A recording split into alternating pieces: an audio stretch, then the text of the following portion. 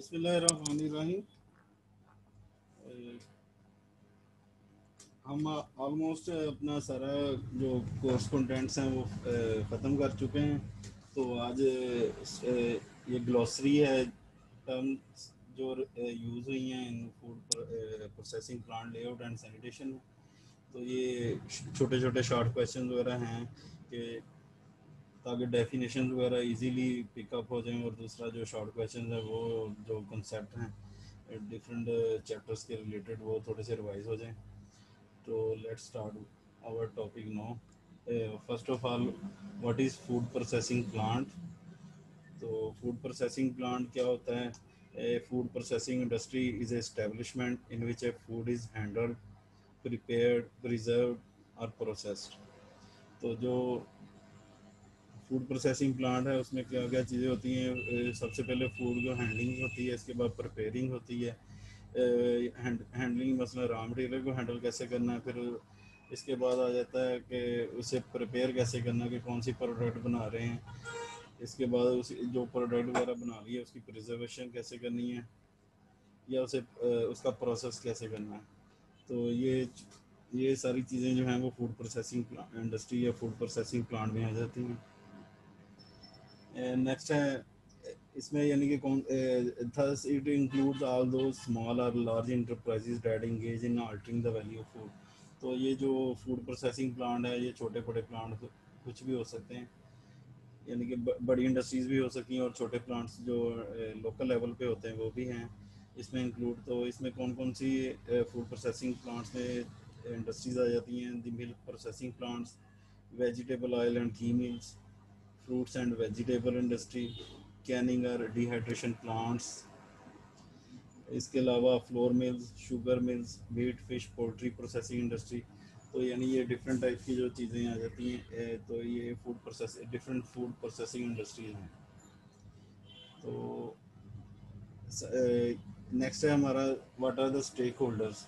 तो stakeholders जो होते हैं यानी कि कोई भी इंडस्ट्री रन करने के लिए जो लोग एक्टिवली पार्टिसिपेट करते हैं, तो उसमें तीन लोग आ जाते हैं। नंबर वन है एंटरप्रेन्योर, नंबर टू है वर्कर और एम्प्लॉय, और नंबर थ्री है कंज्यूमर और द कस्टमर।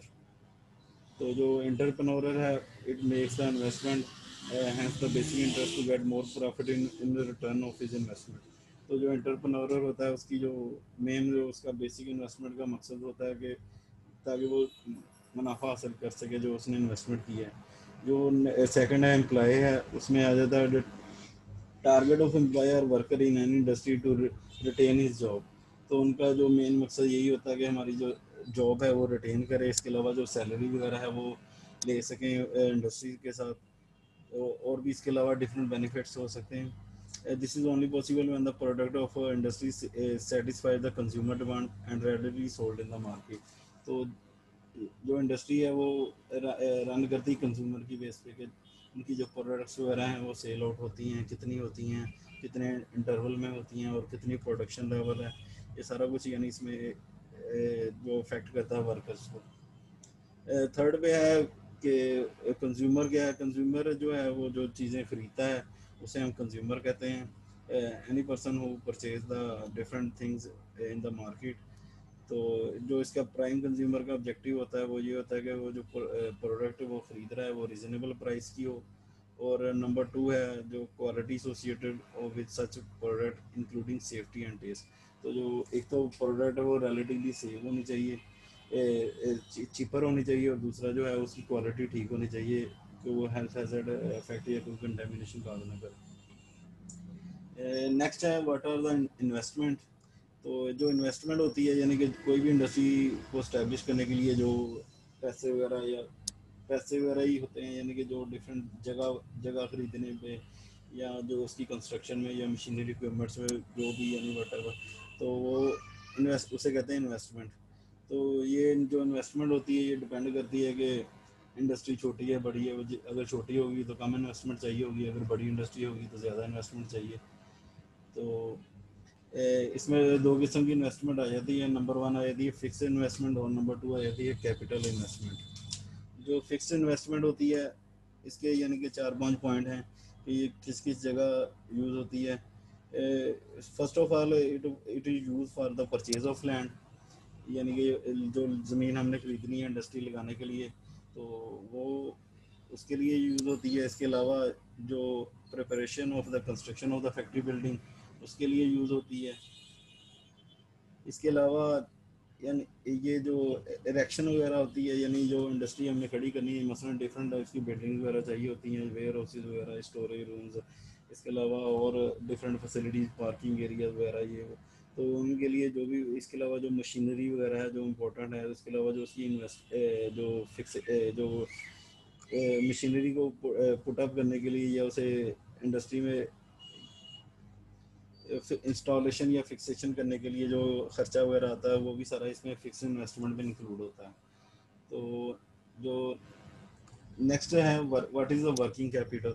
तो working capital is needed to operate the project partially और टोटली। तो इसमें कौन कौन सी खर्चे वगैरह इंक्लूड होते हैं। नंबर वन है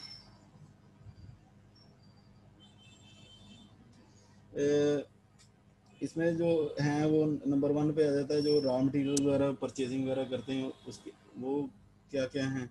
इसके अलावा जो इंसिडेंटल कॉस्ट वगैरह आ जाती है वो इसमें इंक्लूड होती हैं। इसके अलावा जो एम्प्लॉयज़ की वेजेस वगैरह होती हैं वो इंक्लूड होती हैं, और कम्युनिकेशन बिल्स वगैरह होते हैं जो इंडस्ट्री के होते हैं। इसके अलावा और भी डिफरेंट टाइप्स की यानी चीज़ें आ जाती हैं, मसलन अनशेड्यूल्ड ट्रैवल्स या ट्रेनिंग और सब पर्सोनल, तो ये सारी चीज़ें भी इसमें ऐड हो जाती हैं। तो हमने जो ये दो किस्म की इन्वेस्टमेंट पढ़ी है, नंबर वन है उसमें नंबर वन है कि फिक्स इन्वेस्टमेंट क्या होती है, और नंबर टू है वर्किंग कैपिटल। तो जो फिक्स इन्वेस्टमेंट होती है वो ज़मीन की परचेजिंग के लिए यूज़ करते हैं, इसके अलावा कंस्ट्रक्शन के लिए यूज़ करते हैं। इसके अलावा जो जो मशीनरी वगैरह वहाँ हमने फिक्स करनी है या यूज़ करनी है, उसकी ख़रीदारी के लिए, उसके अलावा जो इसकी इंस्टॉलेशन चार्जेस वगैरह होते हैं वो। तो ये जो मशीनरी की जो परचेजिंग होती है, ये इंपॉर्टेंट पॉइंट है, टन की बेसिस पे होती है। और जो वर्किंग कैपिटल है उसमें डिफरेंट रॉ मटेरियल की परचेज करने के लिए या ये जो मुलाजम वगैरह होते हैं इनकी वेजेस वगैरह के लिए, या ट्रांसपोर्ट कम्युनिकेशन बिल्स वगैरह के लिए, एनर्जी, इसके अलावा इंसिडेंटल कॉस्ट वगैरह, और इसके अलावा एडवर्टाइजमेंट के लिए भी यानी वर्किंग कैपिटल चाहिए होता है। इसके अलावा अनशेड्यूल्ड ट्रैवल्स वगैरह और ट्रेनिंग ऑफ सम पर्सोनल। तो ये डिफरेंट टाइप के जो हैं खर्चे वगैरह जो यानी कि होते हैं। नेक्स्ट है व्हाट इज़ फूड हाइजीन। जो फूड हाइजीन है उसमें कौन कौन सी चीज़ें हैं कि इट अकॉर्डिंग टू, यानी जो हम इस पूरी बुक में हमने पढ़ा है कि जिस चीज़ को हमने फॉलो किया है वो है EEC, यानी यूरोपियन इकोनॉमिक कम्युनिटी। तो उसकी बेस पे यानी कि क्या क्या चीज़ें हैं। नंबर वन है food hygiene. It means all the measures that are necessary to ensure the safety and wholesomeness of the foodstuff। तो जो ऐसी तमाम मैयर जो कि ज़रूरी हैं कि जो खुराक को सेफ रख सकें, होलसम रख सकें, न्यूट्रिशियस रख सकें, तो उस सारी प्रैक्टिसेस को हम कहते हैं फूड हाइजीन। तो नेक्स्ट है व्हाट इज़ फूड बिजनेस। तो फूड बिजनेस में आ जाता है, food business means any undertaking whether to profit or not, and whether public or private, carrying out any are the following operations: preparation, processing, manufacturing, packaging, storing, transportation, distribution, handling, or offering for sale or supply of the food stuff। तो जो food business होता है वो कोई भी undertaking हो सकती है, वो प्रॉफिट में हो सकती है, लॉस में हो सकती है, पब्लिकली भी हो सकती है, प्राइवेट भी हो सकती है। इसके अलावा उसमें डिफरेंट जो ऑपरेशन वगैरह होते हैं, मसलन food processing, manufacturing, storing, transportation, distribution, तो यानी ये डिफरेंट टाइप के जो प्रोसेस वगैरह होते हैं, तो उसे कहते हैं फूड बिजनेस। तो नेक्स्ट है व्हाट इज़ होलसम फूड। जो होलसम फूड है कि उसका क्या मीनिंग है, क्या डेफिनेशन है। The wholesome food means food which is fit for human consumption as far as hygiene is concern. तो जो फूड हाइजीन है, यानी कि हाइजीनिक बेस पे हम इसे इसकी डेफिनेशन कंसिडर करते हैं कि ऐसा फूड जो कि फिट हो फॉर ह्यूमन कंजम्पशन, तो उसे कहते हैं होलसम फूड। तो जो अनफिट होगा वो स्पाइल्ड फूड डेफिनेटली होगा। तो नेक्स्ट है व्हाट इज़ द शॉक, कि यानी कि डिफरेंट टाइप के शॉक्स होते हैं जो कि फूड प्रोसेसिंग इंडस्ट्री में जो फर्श वगैरह है या और डिफरेंट चीज़ें हैं जो शॉक बेयर करती हैं, तो उसे कहते हैं शॉक्स। तो शॉक की जो डेफिनेशन है वो ये है कि the floor has to withstand the abuse, technically known as shock, that the equipment processing operations and employees would dish out। तो जो जो प्रेशर वगैरह डेवलप होता है डिफरेंट प्रोसेस से, लाइक इक्विपमेंट वगैरह कोई काफ़ी हैवी है, तो यानी उसका जो वज़न जो फर्श पे पड़ेगा उसे कहेंगे फिजिकल। तो जो प्रोसेसिंग ऑपरेशन वगैरह में है उसमें केमिकल भी आ सकता है, और इसके अलावा जो थर्मल है वो भी आ सकता है। तो जो थर्ड वन है एम्प्लॉयज़ का, यानी कि जो एम्प्लॉयज़ वगैरह चलते फिरते हैं या जो डिफरेंट चीज़ें वगैरह इधर उधर लेते प्रोडक्शन लाइन में, तो उसे कहते हैं शॉप। तो जो हैं थ्री टाइप्स की होती हैं शॉक्स की, यानी कि जो ये प्रोड्यूस होती हैं। नंबर वन होता है केमिकल शॉक, और नंबर टू है थर्मल शॉक, और नंबर टू है थर्मल शॉक, और नंबर थ्री है फिजिकल शॉक। जो केमिकल शॉक होता है वो it comes from the products of the processing. Food processing involves adding and subtracting chemicals, food species, vinegar, brine, and other acidic or alkaline solution can cause floor problems. Similarly, ingredients from processing animal products may cause shock of the floor. तो यानी कि ये छोटी सी definition मसलन ये chemical shock के बारे में है कि किस तरह यानी कि एक केमिकल शॉक प्रोड्यूस होता है। डिफरेंट टाइप के जो केमिकल्स हैं वो फूड इंडस्ट्री में यूज़ हो रहे हैं, तो वो जब ज़मीन वगैरह पे गिरते हैं तो डिफरेंट टाइप्स के अब्यूज़ कॉज करते हैं on the shock on the floor. तो फिर क्योंकि ये डिफरेंट टाइप्स के एसिडिक बेसिक वगैरह होते हैं, तो फिर ये डिफरेंट टाइप्स की,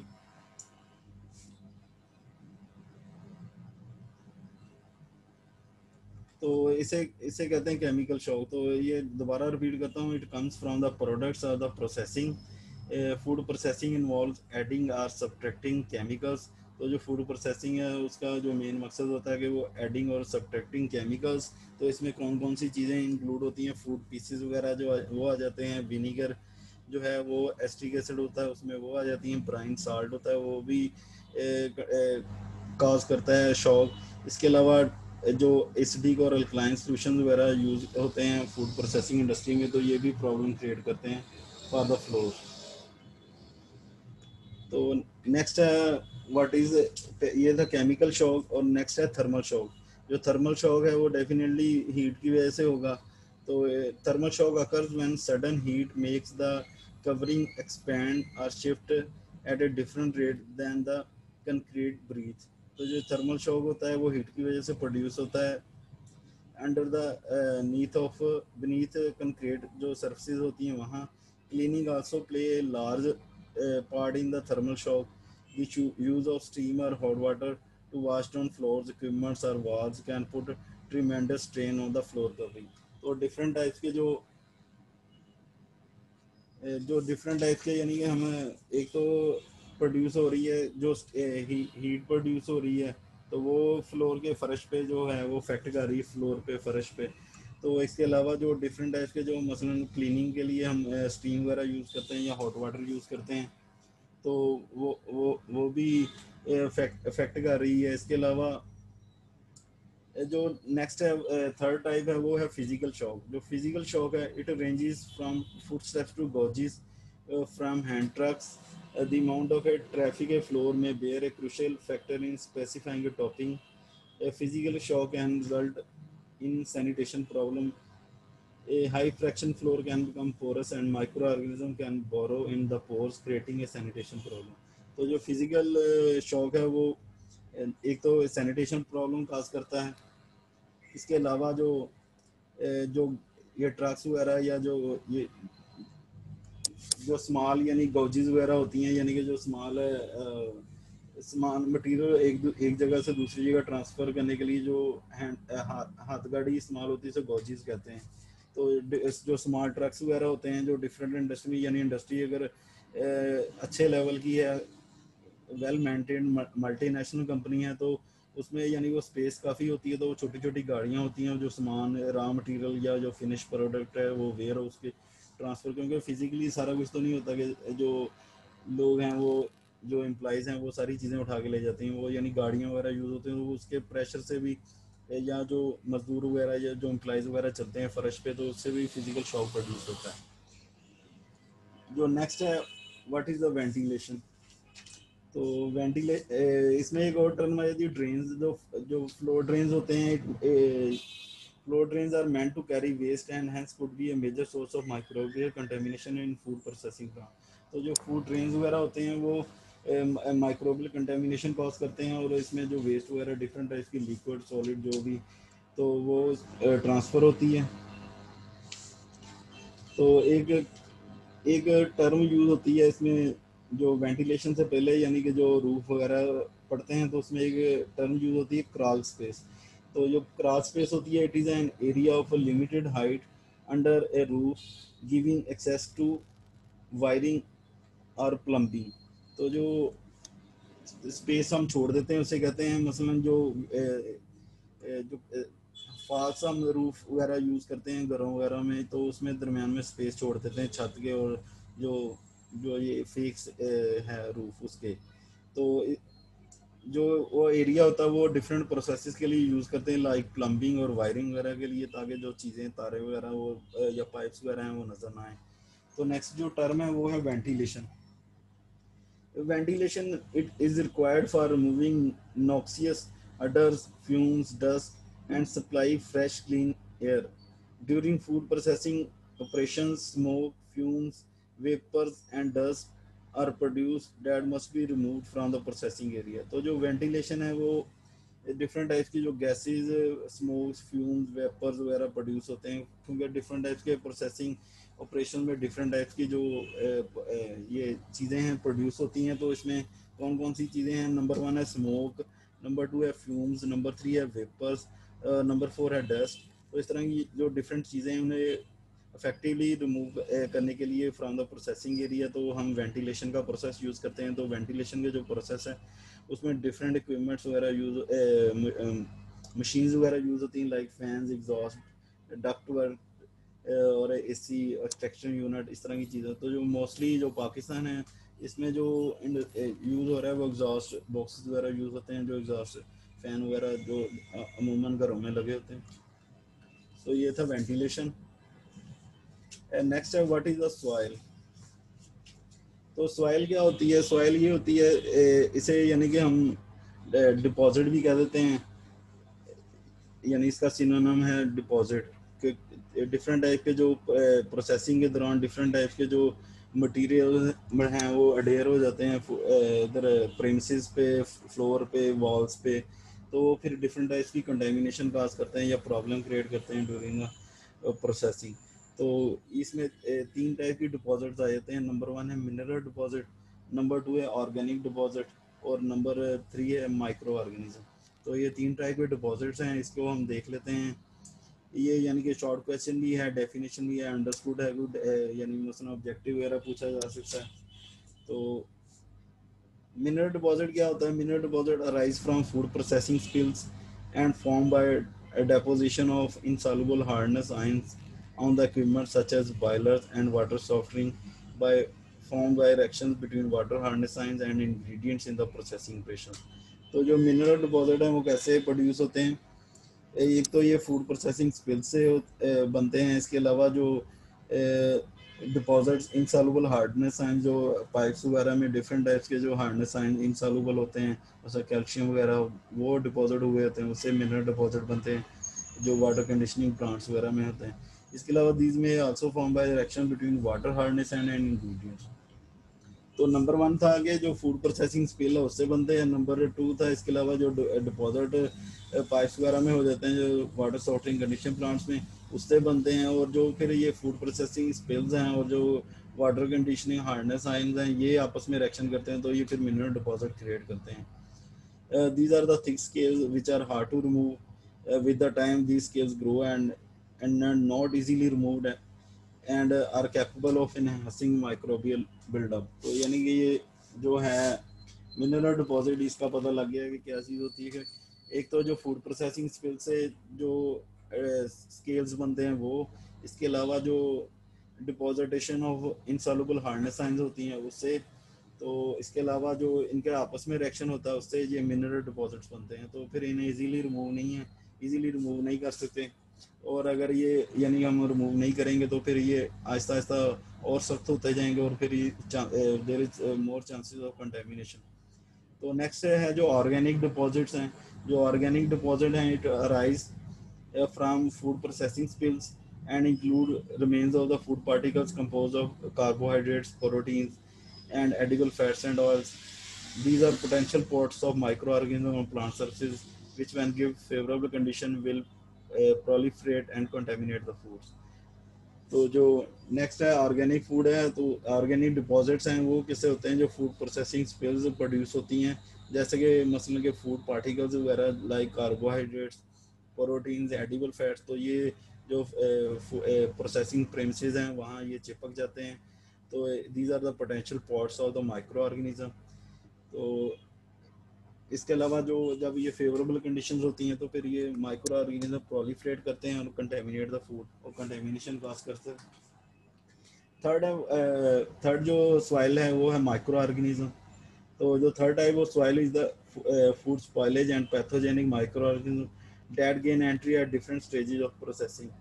तो जो माइक्रो ऑर्गेनिज्म है वो प्रोसेसिंग की डिफरेंट स्टेप्स पे यानी कि वो फूड में एंटर हो सकते हैं। तो इनके रिमूवल के लिए भी यानी डिफरेंट तरीके हैं, जैसे कि हमने प्रिंसिपल्स ऑफ फूड प्रिजर्वेशन में पढ़ा होगा। तो उसमें ये आ जाता है कि एक तो या उसे फिजिकली रिमूव किया जाए, या फिर उन्हें उनकी एक्टिविटी को हिंटर किया जाए, या फिर उन्हें इसके अलावा फिल्टर वगैरह कर लेते हैं ताकि वो रिमूव हो जाएंगे। अगर फिर भी वो ऑलरेडी वहाँ हैं तो फिर हम डिफरेंट टाइप्स के जो हीट प्रोसीजर्स हैं लाइक पास्चराइजेशन, स्टेरिलाइजेशन, जीओएटी वगैरह। तो इससे फिर डिफरेंट टाइप के जो प्रोसेस हैं वो उससे इसे पास्चराइज या स्टेरिलाइज प्रोडक्ट को किया जाता है ताकि जो माइक्रो ऑर्गेनिज्म है वो रिमूव हो जाए। तो इसमें नेक्स्ट है व्हाट इज़ द क्लीनिंग। इसी में यानी कि आ जाता है कि क्लीनिंग एंड टाइप्स। उसकी क्लीनिंग कैसे कहते हैं और उसके अलावा उसकी टाइप्स कौन कौन सी हैं। जो क्लीनिंग होती है, cleaning of food equipment is the operation in which the inorganic and organic soil deposit during processing are removed using appropriate detergent chemicals under recommended condition by any suitable means. तो जो cleaning होती है उसमें जो different types की जो inorganic या organic soils deposit हुई होती हैं during the food processing on the food premises, तो फिर उन्हें डिफरेंट टाइप्स के डिटर्जेंट या केमिकल्स वगैरह यूज़ करके उन्हें हम रिमूव करते हैं। तो जो क्लीनिंग है उस cleaning refers to making the target surface free from dirt और अनवांटेड मैटर। तो जो क्लीनिंग है वो it making the target surface free from dirt और अनवांटेड मैटर। जो क्लींजिंग है it is generally use to remove the micro organism. तो यानी हमने तीन तरह की जो सॉइल्स पढ़ी हैं उसमें जो पहली दो सॉइल्स हैं वो क्लीनिंग के ज़रिए होती हैं रिमूव। जो थर्ड है माइक्रो ऑर्गेनिज्म वो क्लिनजिंग के ज़रिए होती हैं। Cleansing is generally use to remove the micro organism. तो नेक्स्ट जो इसकी टाइप्स हैं दो किस्म की होती हैं क्लीनिंग। नंबर वन है ड्राई क्लीनिंग और नंबर टू है वेट क्लीनिंग। जो ड्राई क्लीनिंग है in which the soils can be removed by brushing, scraping or scrubbing. Sometimes soils are often dry and can be easily removed. However, if the soil deposits such as fats or other foods sticking immediately to the food product, uh, then these are quite difficult to remove such by physical methods like brushing. तो यानी जो dry cleaning है वो हम उसमें जो brushes वगैरह use करते हैं, स्क्रैपिंग वगैरह या स्क्रबिंग वगैरह उसे करते हैं। तो इसके अलावा जो है अगर यानी जो स्केल्स वगैरह हैं वो हार्ड हैं काफ़ी, मसलन उसमें फैट वगैरह के डिपॉजिट्स वगैरह हैं, तो फिर दूसरा तरीका जो है वो वेट क्लीनिंग है उसे यूज़ करते हैं। जो वेट क्लीनिंग जो होती है उसमें एक तो water by itself is an inefficient cleaner because it is not very good at making things wet. तो जो वाटर की टेंशन एग्जिस्ट करती है, सरफेस टेंशन, तो उसकी वजह से वाटर जो है वो एग्जैक्टली जो चीज़ों को, सख्त चीज़ों को यानी कि इतनी जल्दी वो गीला नहीं करता, वेट नहीं करता। तो उसके लिए फिर डिफरेंट टाइप्स के जो डिटर्जेंट्स वगैरह हैं वो यूज़ करते हैं। तो जो डिटर्जेंट होता है, ए detergent alters the condition of water surface, reduce this tension and allows the water to spread and wet the soil. तो जो डिटर्जेंट होता है उसका क्या फंक्शन होता है या क्या उसकी डेफिनेशन है? Detergent alters the condition of water surface, reduces the tension. जो हमने बात की है कि जो वाटर है वो इनएफिशिएंट क्लीनर है, क्यों है? क्योंकि उसकी जो सरफेस टेंशन एग्जिस्ट करती है वो है, उसकी वजह से वो चीज़ों को एग्जैक्टली वेट या 100% वेट नहीं करता। तो फिर उसके लिए हम डिटर्जेंट यूज़ करते हैं ताकि जो डिटर्जेंट है वो वाटर की सरफेस टेंशन को रिड्यूस कर सकें और allows the water to spread and wet the soil. तो जो सॉइल है फिर वो डेफिनेटली, क्योंकि उसकी सरफेस टेंशन कम हो गई है, तो फिर वो डेफिनेटली वेट द सॉइल। तो नेक्स्ट इसमें है 3 टाइप्स के जो हैं डिटर्जेंट्स हैं या सरफेक्टेंट्स। दो एक है नंबर 1 है एसिड डिटर्जेंट, नंबर 2 है अल्कलाइन डिटर्जेंट और नंबर 3 है सरफेक्टेंट्स। तो जो नंबर 1 एसिड डिटर्जेंट्स हैं, एसिड डिटर्जेंट जो होते हैं इनकी पीएच वैल्यू 3 होती है। It scale buildup of inorganic salt are best remove with these detergents. तो जो एक तो इनकी जो पीएच होती है वो लो होती है, जैसे कि यानी कि नाम से ज़ाहिर है एसिडिक है, तो पीएच इनकी लो कम होगी तो फिर ज़्यादा मोर एसिडिक होते हैं। तो अगर scale builds up of inorganic salts are best, तो जो इनऑर्गेनिक साल्ट्स हैं उनके लिए जो एसिडिक जो डिटर्जेंट्स हैं वो बेस्ट हैं। जो acidic that are acceptable include the mineral acids. तो इसमें कौन कौन से जो एसिड्स हैं वो मसलन हर चीज़ की कोई डेफिनेशन होती है, उसकी एग्जांपल लाजमी होती है। तो फिर इसमें मिनरल एसिड आ जाते हैं। तो जो मिनरल एसिड्स हैं उसमें हाइड्रोक्लोरिक एसिड आ जाता है, नाइट्रिक एसिड आ जाता है और फास्फोरिक एसिड आ जाता है। तो इसमें मिनरल एसिड्स के अलावा जो हैं ऑर्गेनिक एसिड है, मसलन ग्लूकोनिक एसिड है, सल्फेनिक एसिड है, सिट्रिक एसिड है, टाटारिक एसिड है। तो ये भी यानी कि डिफरेंट टाइप के जो एसिड्स हैं ये भी यूज़ होते हैं। तो ये चीज़ें यानी कि डेफिनेशन की हद तक यानी कि बोल रहा हूँ, डिटेल में नहीं जा रहा कि क्या है नेक्स्ट वो किस तरह अफेक्ट करती हैं। तो नेक्स्ट जो है वो अल्कलाइन डिटर्जेंट्स हैं, यानी इनमें डिफरेंट टाइप्स भी आ जाती हैं उनकी, फिर नेक्स्ट डिटेल भी आ जाती है। तो जो अल्कलाइन डिटर्जेंट्स होते हैं उनकी पीएच जो होती है वो अबव 11 होती है, वाइल द वीकर वंस में है pH in the range of 8 to 11, 8 and 11। तो जो अल्कलाइन डिटर्जेंट होती है, नंबर 1 जो उसका पॉइंट है कि उनकी जो पीएच है वो 11 है, जबकि जो वीकर अल्कलाइन डिटर्जेंट्स होते हैं उनकी जो पीएच रेंज होती है वो 8 और 11 होती है। Alkaline detergents digest proteins, fat and carbohydrates. तो जो अल्कलाइन डिटर्जेंट्स होते हैं ये जो यानी ऑर्गेनिक सॉइल्स वगैरह उनके लिए फ़ायदेमंद है, जैसे कि एसिडिक डिटर्जेंट हमने पढ़ा कि इनऑर्गेनिक के लिए इफेक्टिव है। तो इसी तरह ये जो proteins, fats and carbohydrates organic जो सॉइल्स इनसे प्रोड्यूस होती हैं उनके लिए अल्कलाइन डिटर्जेंट बेस्ट होते हैं। Hence, they possess food emulsifying properties. These are useful for removing organic soils. तो इसमें डिफरेंट टाइप्स की आ जाती हैं, मसलन sodium and calcium hydroxide, sodium metasilicate और इसके अलावा सोडियम ऑर्थोसिलिकेट, ट्राइसोडियम फास्फेट। तो यानी ये एलडी से नाम और उसका फंक्शन वगैरह पता होना चाहिए क्या ये करता है। तो जो थर्ड है वो है व्हाट इज द सर्फेक्टेंट्स। तो जो थर्ड टाइप है जो ये डिटर्जेंट की वो है सर्फेक्टेंट्स। तो an important function of surfactant is that the reducing the surface tension of water use in cleaning.